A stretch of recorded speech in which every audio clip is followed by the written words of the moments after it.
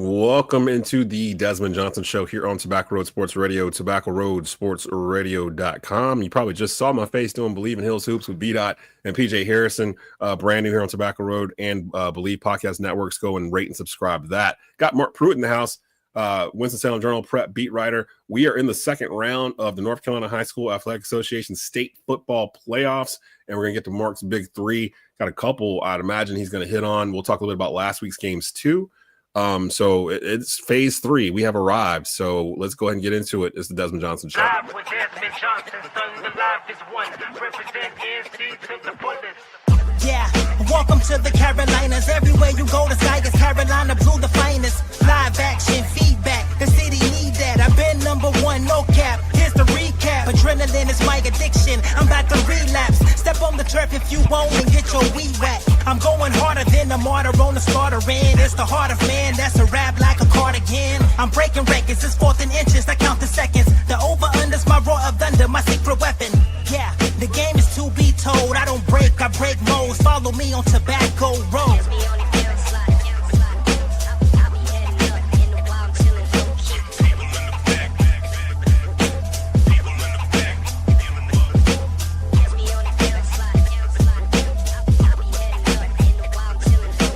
Live with Desmond Johnson, son, the live is one. Represent NC to the fullest. And again, welcome into the Desmond Johnson Show. It is our high school football midweek preview. Mark Pruitt and Houseman, Winston-Salem Journal. Mark, before we get into the games this week, was there anything from last week that you wanted to touch on? There was a lot of mismatched games because of the way they do the format, I guess. In particular in 7A, we were just talking about it off camera. East Forsyth, the 10 seed over in the Western 7A regional, taking on Purnell Sweat, kind of a brand new school. I think they had only been playing for 3 years. East almost set a state record for scoring in the first quarter. They scored 47 points in the first quarter. And we talked to Coach Willard last night during his coach's show, and he said that they weren't aware that they were near the record when they got towards the end of the first quarter. And actually, they missed a 2-point conversion and an extra point in that first quarter, so they would have got it anyway if they had just hit those things. But I bring that up because the team was 3-7. And basically, they got in because they needed enough teams to fill in these slots. Like, what are your thoughts on this? Because 8A don't really do it that way. They just took like the top, 24 teams or whatever it was. But they've got fewer teams in that division across the state anyway. And that was kind of necessary. And I think they wanted to weed out some of the. I don't think the intention of the NCHSAA is to bring in teams that have the sub 500 records or even worse than that, but it's going to happen, unfortunately, because we've got 8 classifications now.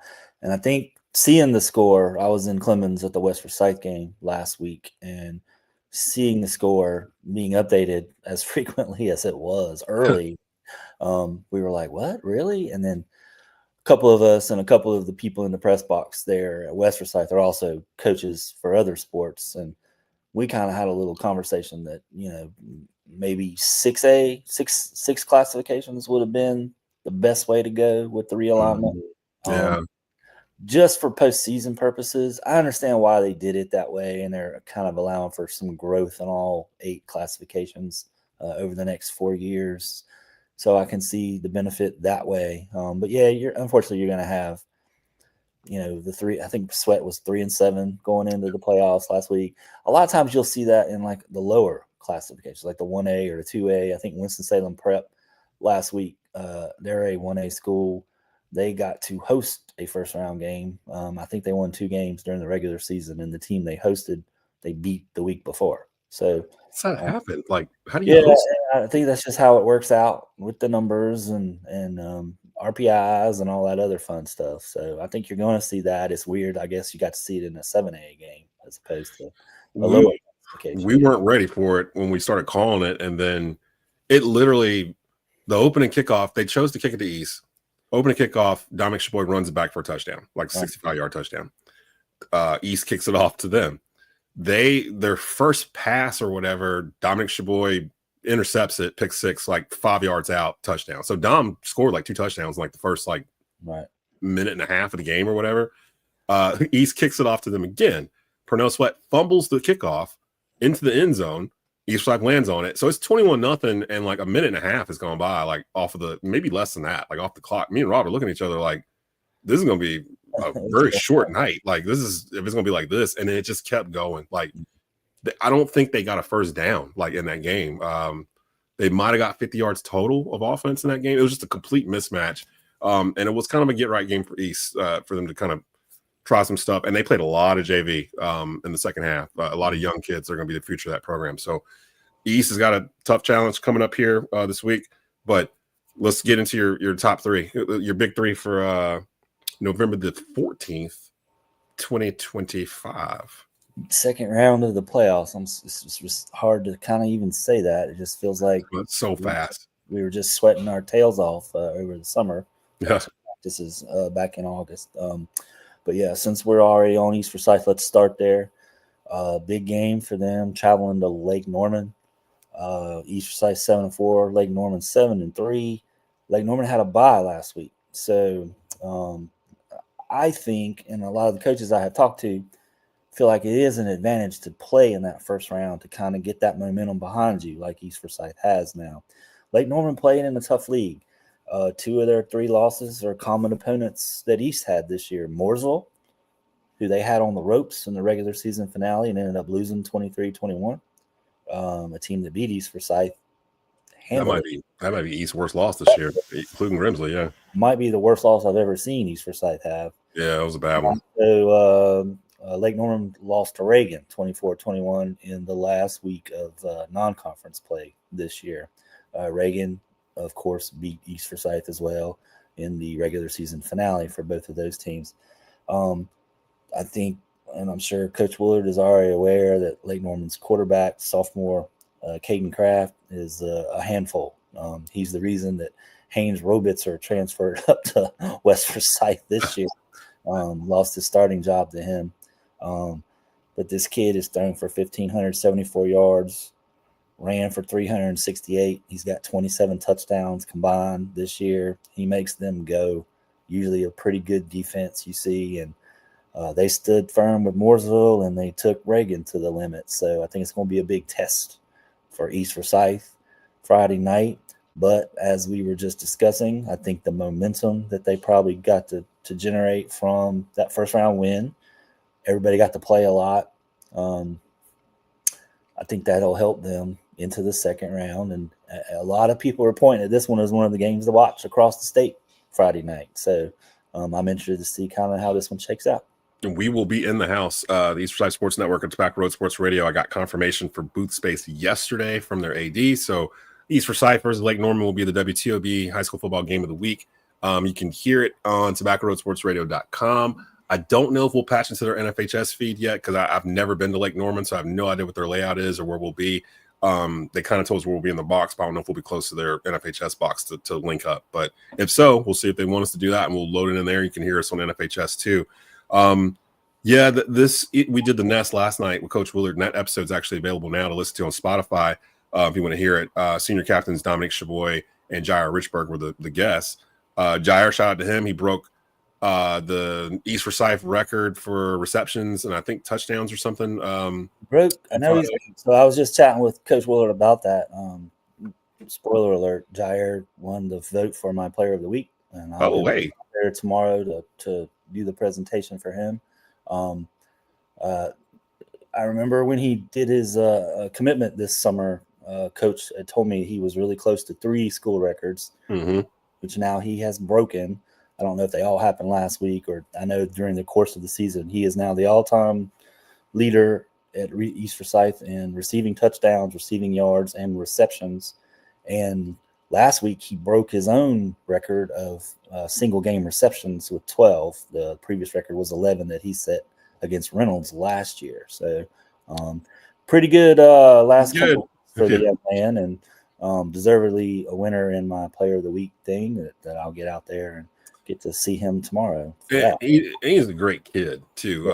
I've known Jair now for 3 years, and getting to know him, and we saw his mom and dad last night at the Nest because they came out because he was a guest on the show.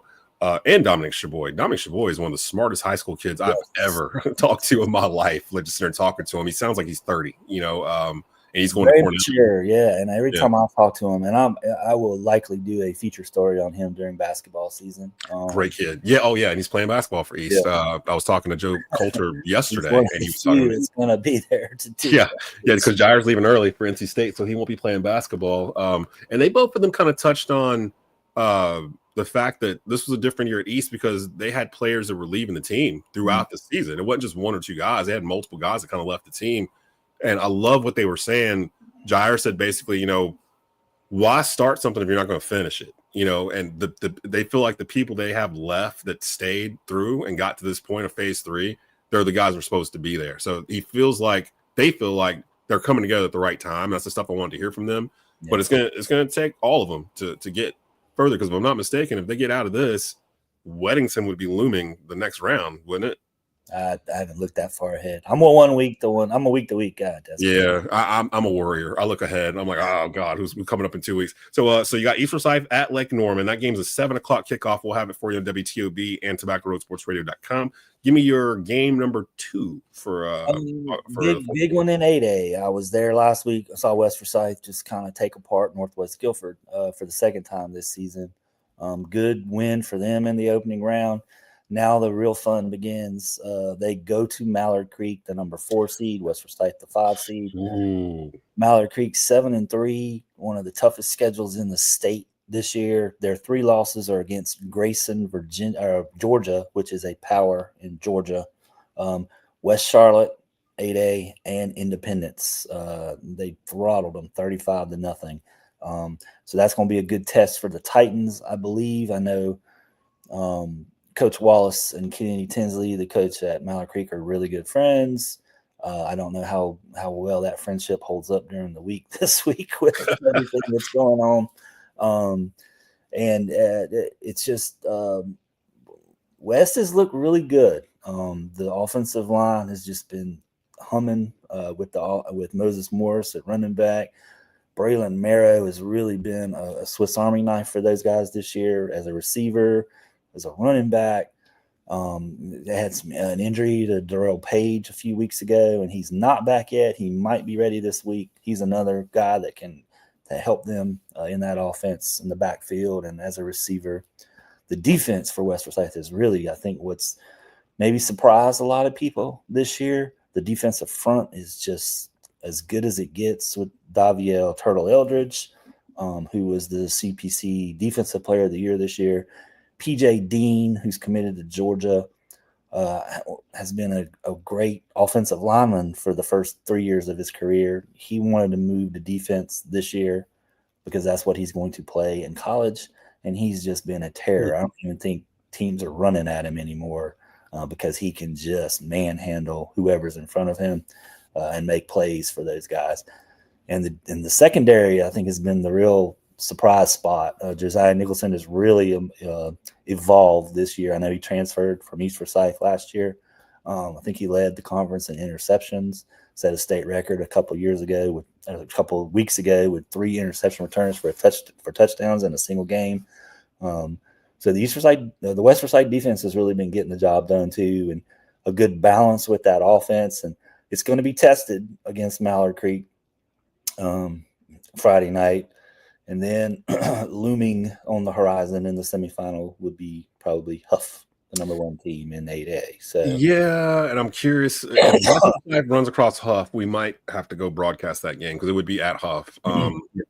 And West isn't technically one of our home schools. We do Titans talk, but we've been doing that since COVID. So, but we have not really been doing their football games unless they get pretty far in the playoffs. 8A is kind of. I'm looking at 8A and I'm like, this might be Huff's year finally to win. I don't think they've ever even made it to the state championship game before, but they've been a top 5 team in the state for 6 or 7 years, really. They always used to have to. East Forsyth, it seemed, always went through Huff at some point. Yeah, the season, and that was kind of their kryptonite. The season in a few years in a row. Yeah, so. East will lose to Huff, and then Huff will lose to Grimsley like the next week or whatever. So it just, and now they're all spread out. And the situation again is West Forsyth got to play last week in the first round, has a little momentum. Huff or Mallard Creek did not. As the 4 seed, they got a bye in the first round. So again, how much does that momentum from playing in the first week of the playoffs help West Forsyth on Friday night against a team that did not play last week? So, and I'm going to root for West Forsyth in that one because being East Forsyth alumni, I'm not very fond of Mallard Creek from 2015. A lot of memories of that game. Yeah. Yeah, that's still the one that haunts the East coaching staff the most. That's the one they feel like got away from them. That was probably one of their best teams. And they were 4AA when that was going on too. So that was kind of the de facto state championship that year because I think Mallard Creek went on and blew out Page the next week or whatever. So West Forsyth at Mallard Creek. Actually, Titans Talk is tonight live. You can hear it here on Tobacco Road Sports Radio at 7:30 with Kevin Wallace and a special guest host. Dylan Williamson's actually going to be guest hosting tonight. Yeah, so he'll be on and running the show. I'll be out there producing. So give us your third game for August, or I keep saying August for some reason, for November the 14th. It doesn't feel like August anymore, not this week at least. Before I hit the third one, let's shout out the couple that I did not include on this one. Grimsley and West Cabarrus, the return of Faison Brandon. We were all kind of wondering if that might happen this year, and I think he got clearance a couple weeks ago. So Faison will be back behind center for Grimsley in a game that I don't think will test them too much. West Cabarrus snuck past Reynolds last week in the first round, so I think Grimsley will probably have an easier path tonight to victory. And then Walkertown at home in the 3A against Wheatmore. I look for Trip Honeycutt and crew to come away from that one and advance into the third round of the playoffs. They also had a bye last week. And I think Walkertown has a shot to go pretty far. I do too. Yeah, I think Walkertown has a shot in 3A. They're not going to have to run across because Reedsville's in 4A, right? Yep. So some of those teams that I think Walkertown might be the bully here. They've been ranked pretty high in 3A for most of the year. Yeah. And then talking about Grimsley, Grimsley's the best team in the state. I don't care what classification it is. Like there are 8A schools like Huff. They're happy that they don't have to run across Grimsley in their bracket because they've been the ones that have prevented them from winning anything the past couple of years. Same for Weddington, same for Independence, same for a lot of them. So Grimsley's sitting in 7A where they are. I don't know if they're going to see somebody that really challenges them until the Western Regional Final. And that might be, it looks like it might be Weddington. It could be East Forsyth. I don't know, but because they're all on the other side of that bracket. But the road goes through Greensboro. You got to go through Greensboro to get to the state championship. And I think Coach Brown told me that Faison has lost 2 games in his career as a starting quarterback at Grimsley. One was during his sophomore year, I would imagine. Yeah, I want to say when they won in 20, he wasn't there in 21 yet, was he? It was still Alonzo Barnett, wasn't it? When they went to that spring state championship and won, or no, they lost that one.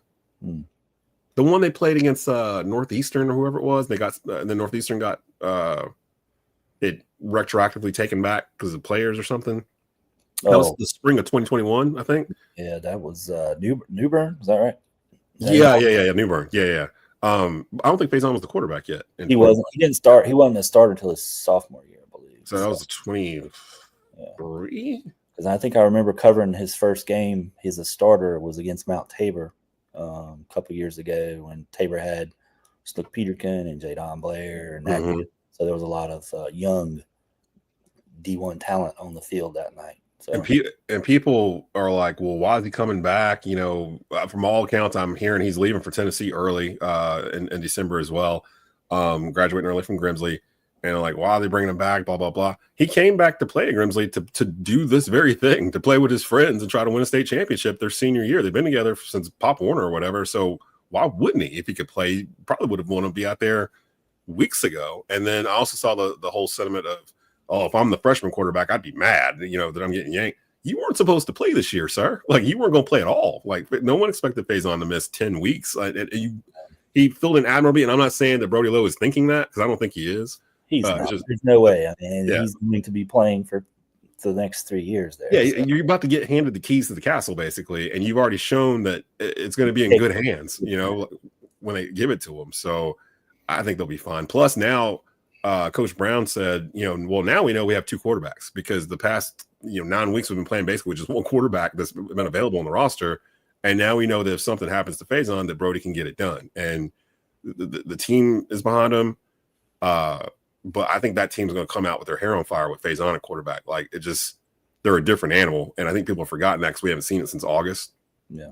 But Grimsley is easy and a good game for them to ease into the flow of the playoffs and have him back under center with them, and won't be as much pressure for him to try to make magic. So they got playmakers all over too, so he don't have to do everything. He could just do basically what Brody was doing, just get it out to your playmakers, let them do their thing, and lean on an offensive line that is one of the best in the state. Grimsley's gonna be a hard out, so we'll see who actually may do that. Again, Grimsley is riding like I think a 28 game win streak or something like that.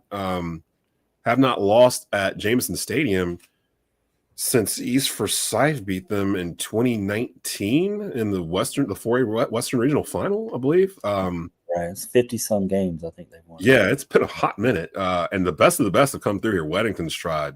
I think Butler's come through here. Independence has tried. Huff has tried a couple of times. It's hard. It's hard. Shout out to Grimsley and what they've built over there.